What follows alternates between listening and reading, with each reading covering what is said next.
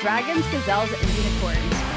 I'm Rosemary Truman, the founder and CEO of the Center for Advancing Innovation, and I'm absolutely thrilled to welcome John Parker today. Just to give you a bit of background about John Parker, John founded Springhood to address the funding gap in child health innovation. He's brought 25 years in the alternative investment industry together with over a decade of philanthropic experience to create a thrilling new model using investment dollars to make a difference in the lives of children and infants as well. The model has emerged from his work as the founder and managing director of CH Innovations, LLC, the program-related investment arm of the Charles H. Hood Foundation, where he also serves as a trustee. I am absolutely thrilled, John, to have you on the podcast. You are an amazing, passionate guy who gets a lot of things done in the area of a significant area of unmet need. Do you want to add anything about, how you got to where you are, your background, and how you founded Springhood? Well, first, thank you for having me, for that great introduction. I always love our conversations, so I'm looking forward to having one today. It should be an exciting, interesting one. So thanks. How did I get here? You went through some of the things, so I'll keep it pretty short with that. I'm a career investor.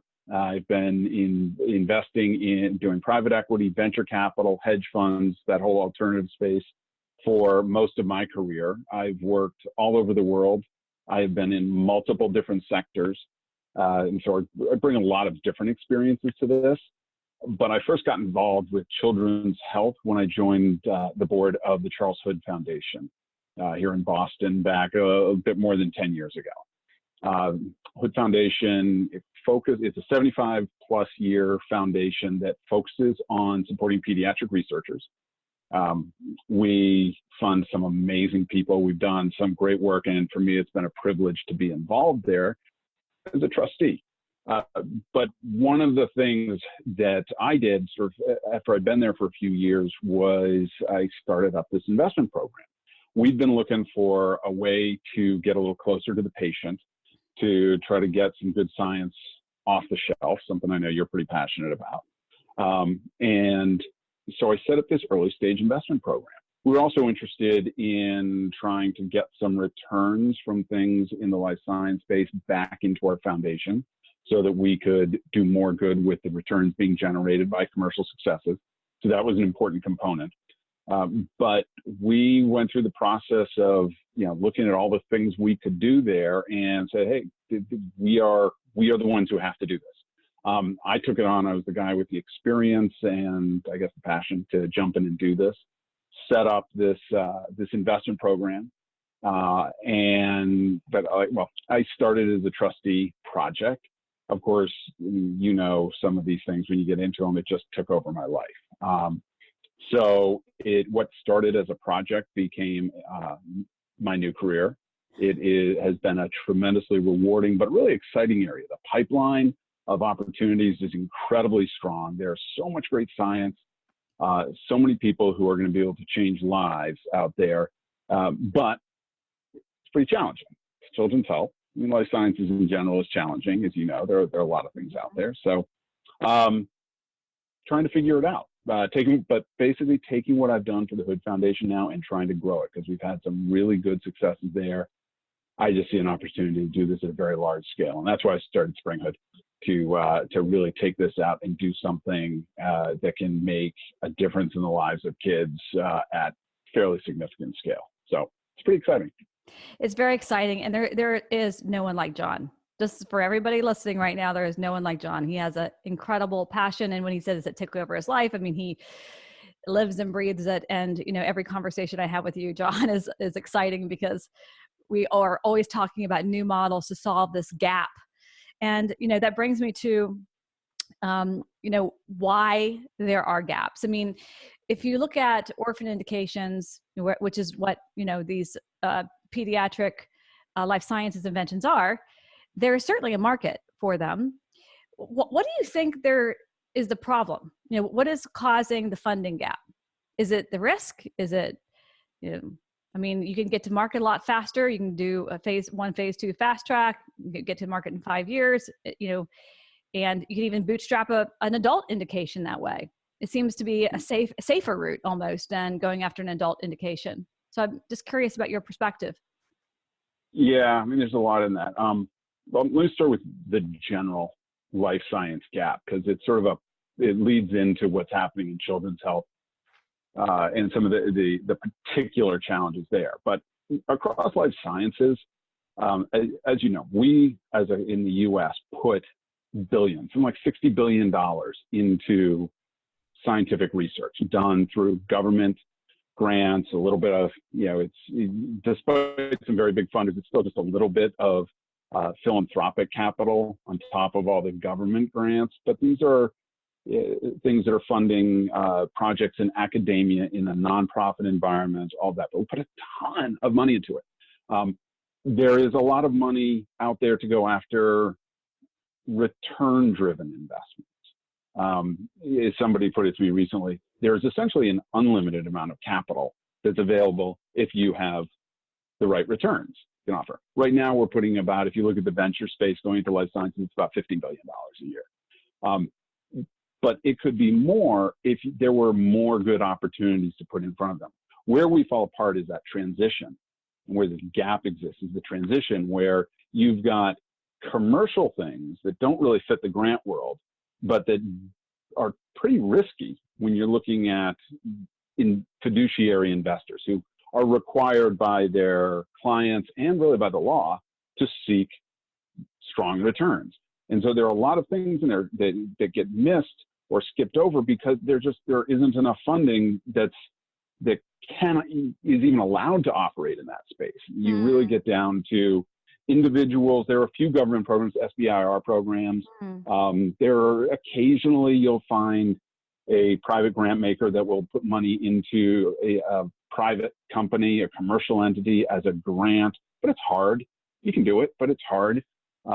Investors tend to take the easier route. If you've got a menu of a lot of different investments you're going to look at and pick the best one, you're going to pick the one that's probably the highest returns, the easiest to do.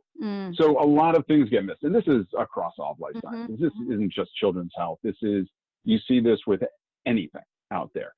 When it comes to children's health, though, there are a world of additional challenges.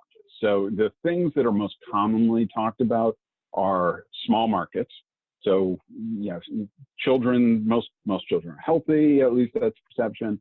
The problems that emerge tend to be rare disease, pediatric cancers, various other things that affect a small number of kids. I mean, rare disease, I think about how rare is in the word. It's part of the point. They're rare. So it can be hard to make the economics work. That's the one that investors always talk about. If you're talking about venture investors, they want large addressable markets. So that's hard. There are also additional risks. You look at clinical trials. Running a clinical trial with kids has additional complications. It's logistics. There are ethical issues, whatever. It's harder to do. I mean, what mother wants to make their kid go into a clinical trial and then get all sick, from the drug? And I mean, I can imagine they would just remove the kid from the clinical trial. The operational feasibility issues around recruiting itself just must be hair-raising. Yeah, and you raise an interesting point there, because one of the issues that comes up is that what we see, at least from what I generally see, parents are usually the ones driving the efforts to get the kids in the clinical trials. They want solutions. It is where you see a breakdown, though, is when you have companies, whether it's bigger industry or investors, they get really scared by it, because if something goes wrong, parents are often willing to take that risk because they see a really terrible path for their child. But for a company, this is a risk that, especially if there are other things going on in the company, which usually there are, if it's a pharma company, they are doing things in other indications. If something goes wrong there, they see it as a problem that will take the entire company down. Wow. Whether you're an investor or various things. So it's seen as very high risk. It's one of the reasons I actually think it makes a ton of sense for companies to look at the pediatric indications up front, where you don't put a lot of the other assets of a company or other investments at risk from that. Not that you want to have it. You still need to make sure you do everything in your power not to have a trial go wrong.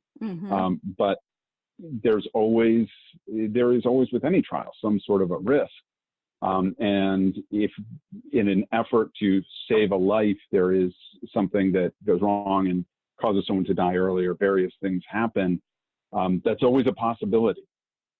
Do it when it doesn't have as big of impact on the rest of the company, meaning you do it up front. That can make financial sense. I'm sort of getting ahead of myself there. But it also gets into the risk of, people think that the regulatory path is very hard when it comes to kids. I don't think it is. I think the FDA is very friendly with kids. They don't lower the bar, but they help. They want pediatric solutions. So they will help people design good studies, make sure they're doing everything right. They tend to be pretty friendly with people who are trying to go after pediatric indications, small market indications, these very high priority things. So I think they can be a great partner. At least that's been my experience there. So, gosh, I love your perspectives. This whole thought process around going after the pediatric indications first, because it's FDA friendly, because it could be more lucrative. I'd like to get your perspective more on the more lucrative part so that we can share this with our pharma friends and allow that voice to be heard. Yeah. So when I think about it, and it's a little bit pharma, but it's also the investment world when you're really trying to get things up and going. I think when you get an asset, when you get a solution to a certain stage, pharma will pick it up. I think they're actually pretty good with it, and they've done some things around pediatrics. It's more the investments, the investors a little earlier in the process who are getting scared off.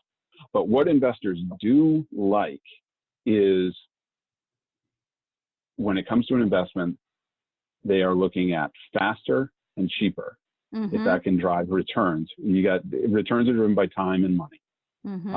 So if you can get a solution that can get through the FDA, get through your trials, do all these things faster and cheaper, you can drive better returns. There is an issue with some venture investors where you still may not have the size they're looking for. A lot of big VC firms, if you've got $1 billion fund, you need to put $100 million to work in each deal or whatever it is. It's not necessarily always the best solution for them to have a situation where less money is necessary to move it forward because it'll fall off their radar screen.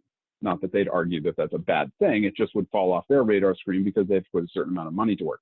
But it does open it up for a world of other investors who would be interested in the returns generated by that because they're either a smaller fund or they're a family office or a high net worth investor or even a foundation or nonprofit that's making a commercial investment. But some of these groups may not have the same capital to put to work. So they're looking to either get good returns or make a difference by writing a somewhat smaller check. And it can be really appealing at that point to say, hey, let's start with a beachhead market that we can tackle, secure, and be dominant in that area. Sort of front load the risk on it by figuring out the toughest problem first. And this is one of the things that I like about going after pediatrics first is go after the tough solution first. It makes everything else easier later if you front load the risk that way.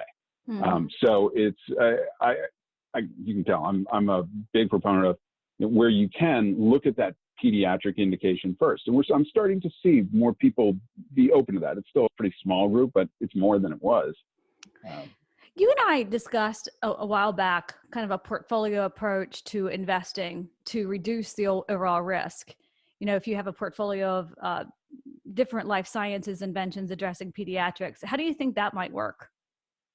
Yeah, so any investment approach is ultimately going to be better from a financial point of view if you have, we'll call it multiple shots on goal. So a portfolio approach. So if you're looking at, say, my area, children's health, which is pretty broad, but even if you sort of zero into an area like pediatric cancer, something, and you're you're looking to, one, generate some returns, but also increase the likelihood that you're going to have a successful solution reach market.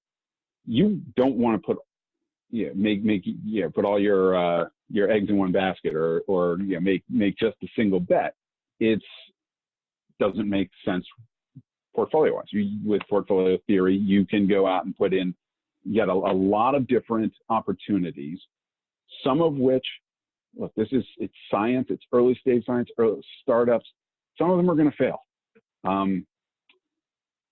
but some of them will be successes. If you can spread that out so that you can be a part of the success and help move a success forward by going after multiple things, you have a greater chance of making a difference. I also, one of the things I think we talked about previously that excites me a little bit is if you think about models that will allow today's successes or the first successes in a portfolio to help support some of the other successes that may come along in that portfolio but aren't quite ready yet. So some of them may not work, but some of them, when you look at traditional investment models, don't work because they don't work in the time frame that we need them to. So 10-year limited partnership. Things that look like they're going to take 15 years, well, you triage them and don't move those forward and focus on the one that you can sell or license to pharma in the next 5 years. I think there's a great opportunity at some point to figure out this model where that first success actually then can go on and help fund the next round that may be taking a little bit longer. The science isn't quite ready, harder to do a trial, a little more expensive, whatever it is. I think that's a really intriguing idea. There are some people thinking about that. It's not something that's really in the marketplace right now, but I love that idea. Yeah, I love the idea too. So maybe a rolling pool, if you were to think about it from a normal VC standpoint, or maybe 15-year horizon, or just a no fixed set horizon, perhaps, because that's right. Yeah. The prioritization is going to be for the early exits, and so you have almost a zero-sum game mentality to a certain extent. Or not you, but the venture model is a bit broken there. So one interesting thing that I think you'll be excited about, one of the challenges we're running is called the brain race, and it's to basically advance any invention that can make an impact on outcomes for people who have had brain tumors. So it's actually our most successful challenge yet. We have more than 120 teams in the challenge, and it's very broad in nature in terms of the portfolio of inventions that we have, 20 inventions, but also the startups that have come into the challenge. Oh my gosh, they're exciting.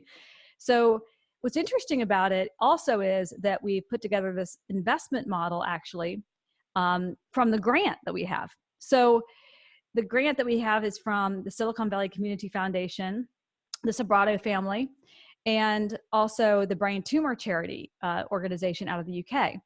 And so the Brain Tumor Charity will receive equity in all the companies and royalties, so that then that money can then go back and fund further research in the area of glioblastoma and other areas of brain tumor research.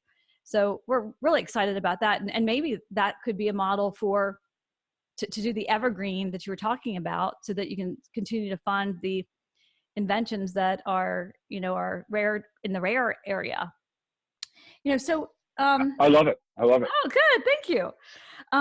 So about our model. What we do is we work with 170,000 inventions sitting on the shelf, over 100 institutions. The 170,000 inventions equates to about 500,000 patents, inventions. We've launched 300 companies now over the last 3.5 years. We have actually 3 unicorns now, by the way, John. I thought that's pretty exciting. One of our, yeah, I know, I'm really excited. One just landed 126 million 2 weeks ago. So,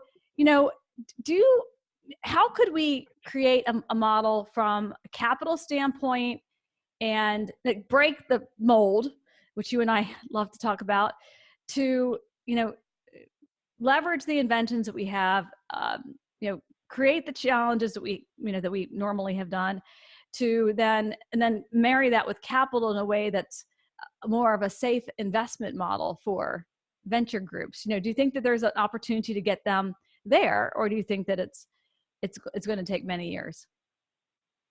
So there's definitely an opportunity. So some of the things that I see you doing that brings some real value to the investment landscape, sort of generally speaking, are you're talking about how do you get good science off the shelf. That's to such a great degree. That's why you're doing what you do, is to get good science out to the patients that need it, that would otherwise be missed. And I love that basic premise. But then what you're doing is bringing in sort of this vetting concept where you're providing, of all the different inventions and technologies out there that are impossible for people to sort through, well, you're curating that, which is something that there's a demand for with certain investors. Not every investor, some want to curate themselves or create themselves, but there are a lot of them that need that. That's sort of the initial target market for you guys that I see, and that's a huge one, because I'm seeing this all the time from people who they are not the traditional venture investors, but they want to do private investments in this space and make a difference, but it's very hard for them to know what to invest in. That's something you've got your finger on, and can be really of incredibly high value to people who are looking for a good deal flow. Very simply put, they want good deal flow, and not just returns, but they want it to be. They want to know about the science. They want to know, is this going to make a difference? You've got some really good themes around different things, whether it's cancer related, the brain, different things. Easy for people to figure it out. You're also one of the other. There are lots of areas of risk. You can't. No one group can deal with all of the risks of getting a bunch of companies to market. But one of the other big areas is management and bringing teams forward with good business plans. And this is your model. So by looking at vetting of the inventions and the science around it, and bringing in good teams and working on great business plans, that's a big part of it for people who do want to get good quality deal flow. So that brings me back again. I don't know that mainstream venture investors are looking for that as much, because part of what they promise their clients is they'll curate it themselves, and they may be there eventually, but they know everything that's out there, and at least they're supposed to, and that's what they'll tell their limited. That's right. Because that's their value add. But there is this whole growing world of people, whether it's individuals from sort of high-end angels to ultra high net worth individuals to family offices, and even getting into, as I mentioned earlier, the foundation world, where people are starting to, within those foundations, are really trying to find ways to put investment dollars to work in their specific area of interest. But they don't have the resources and the staff to do all the investment vetting and to put together a management team. And so it is the people who don't have that who are going to really like what you're doing, I believe, because you sort of, again, I don't know if it's complete or not. It doesn't have every function, but you become a big part of sort of an outsourced venture arm in some ways. That's great. I love it. By the way, for everybody listening to this podcast, I would like to be your outsourced venture arm. Absolutely. So we need to get them all together. What do you think the best way to convene this group that needs to be convened is? And actually, I was speaking with our Milken friends the other day, and Chris Lee, you introduced me to, and I think we need to do some convening here, don't you think? Maybe a Milken. Yeah, and this continues to be one of the more challenging things, because the nature of sort of going after, I'll call it broadly, these hard to fund areas, like children's health and some of the smaller market things. And when you're looking at innovative solutions, it's very hard to find the people the early adopters, let's call them, and right. them together. It's really hard. I think, you mentioned Milton Institute. I think that's something that they do a pretty good job of. And I know it's still challenging there. I don't have easy answers on this. I think ultimately it takes a few sort of key opinion leaders to sort of jump in and lead the way. And you've seen this, the example, it's for a lot of what we're talking about, it's not the right fit here, but you've seen this in other areas around health and new financial models. A group like the Gates Foundation has been really forward in their thinking and of great inspiration to a lot of other people, like with us at the Hood Foundation. They paved the way for the types of investments that we want to make. They do it, of course, at a very different scale because they are giant. But they are using and creating models that can be used by others. But they have their narrow areas, just as big as they are. They still have narrow areas they focus on. And they also, because of the sheer amount of money they're trying to put to work, can't necessarily operate in some of those areas that are smaller. And it's okay that they stay small. And I see a lot of that around children's health. So it gets more challenging, but to have some leaders who can step up and fund some of these programs early on, or provide some of the resources. And I'm a big proponent of doing that as an investment. Not, look, if there's some philanthropic grant capital that's part of it, great. But I go on about this a lot. I believe very much in sustainable business models. Even if you're trying to move a mission forward, figure out how to make it sustainable, generate its own profits, returns, whatever it takes to keep it going on its own. And so if you can get a grant in there, fine, but that can't be the core of any solution. Find that anchor investor for a program and have it make sense for them. I don't have the easy answer on that because, again, like so many things were easy, somebody would have done it already. But. Yeah, I got to keep pitching. I mean, Jay Sammet wrote 2 chapters in his book, Disrupt You, on why my model would never work. and we've got it to work, but still, we've got to continue to try to create this sustainable, funding model. I mean, that's really critical. That's the next stage of the Center for Advancing Innovation, to actually create a model that is a venture arm. So, if you were to look in the future at your crystal ball and you said, this is the model, this is the investment model that will be the future. We've talked about lots of different, obviously the portfolio approach is always important. We've talked about how to extend the life cycle of the investments. We've talked about the evergreen model. So, when the funding comes in, it then goes to support other inventions that are part of this.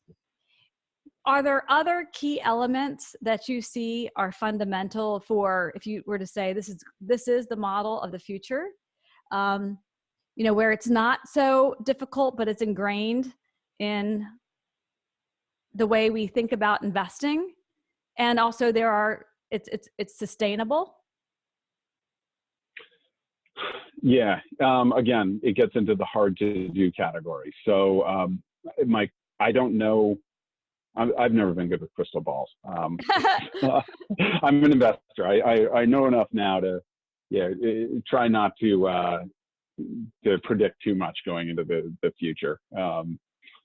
But what I would like to see, and I think there's an opportunity for, is moving away from this barbell approach to the funding continuum that we have, where it is grants into nonprofits and just fiduciary investments, where we are comfortable legally in this country, we're not really there, and mentally as investors and philanthropists, to move into that area of the bar, not the bells.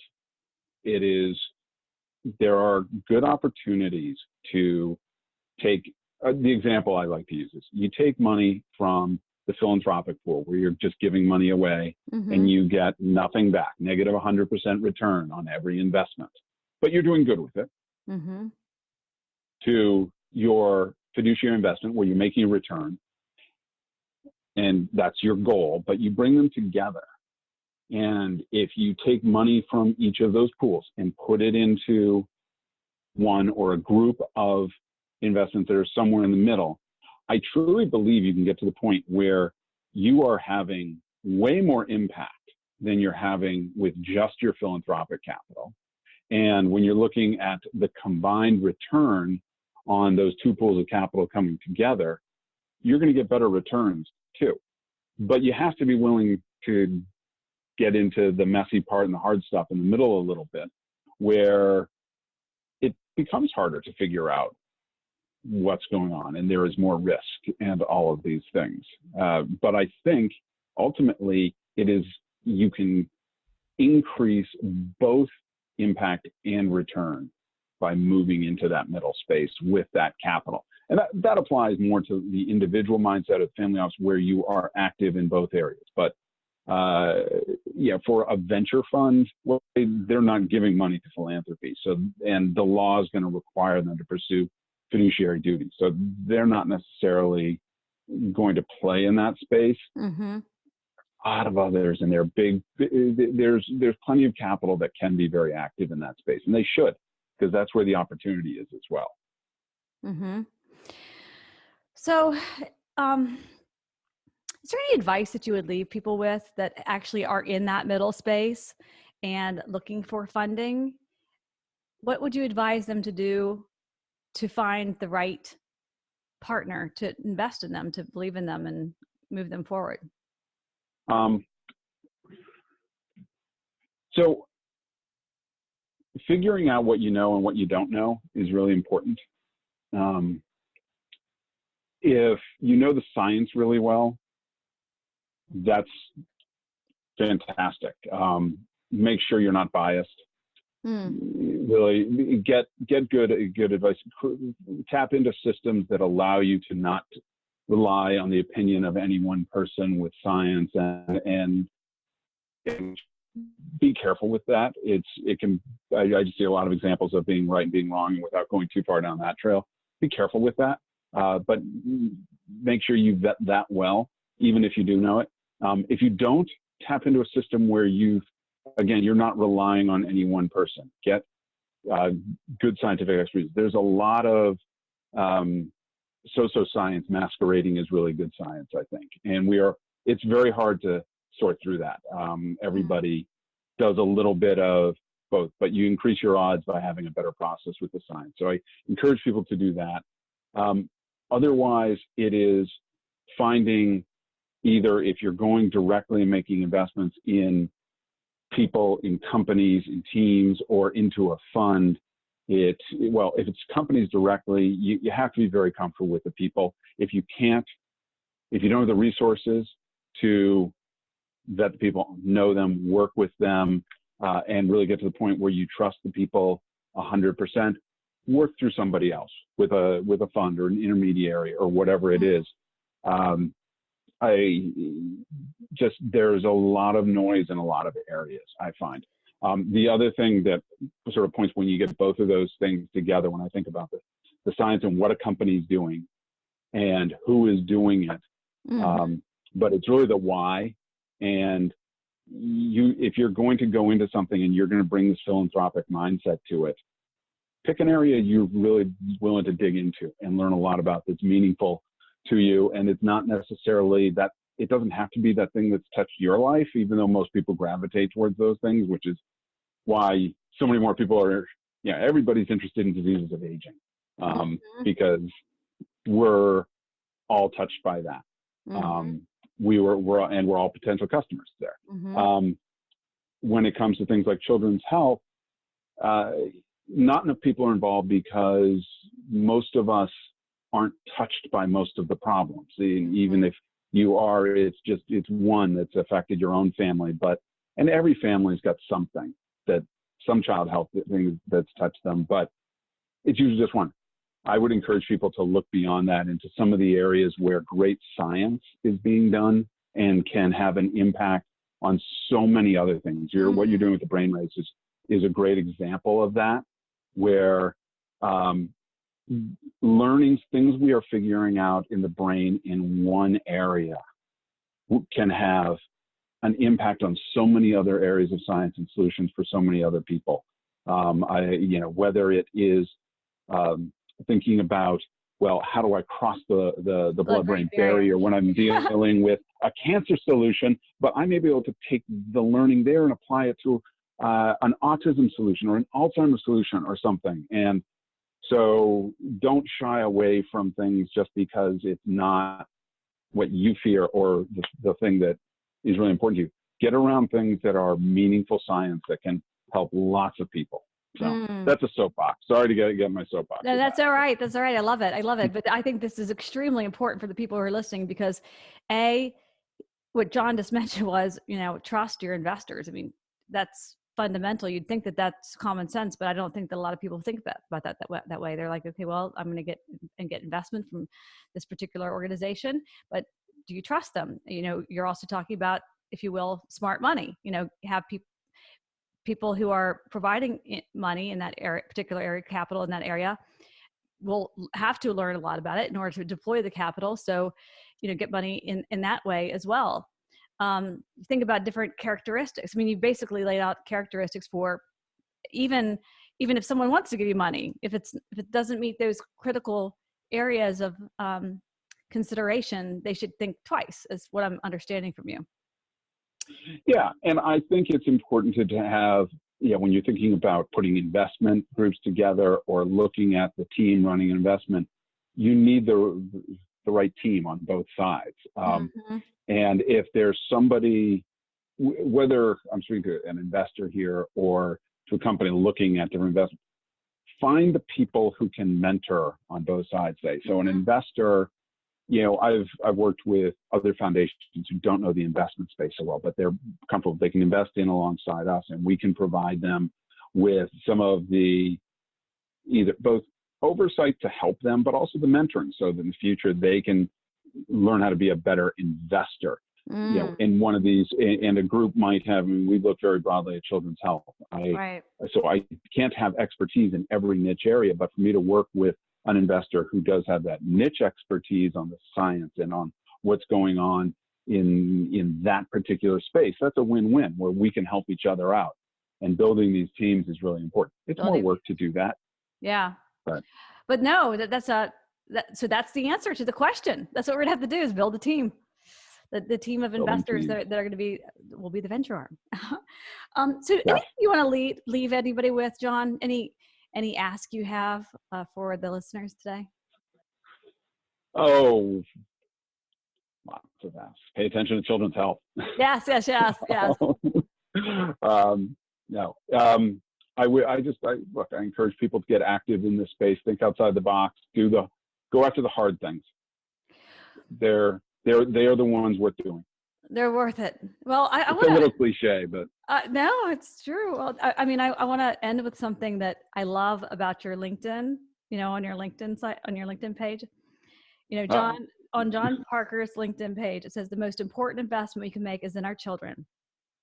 I invest in economically compelling early-stage companies that seek to save or significantly improve children's lives. Please reach out if you'd like to learn more. If we haven't met, though, please send me a note introducing yourself. Very open.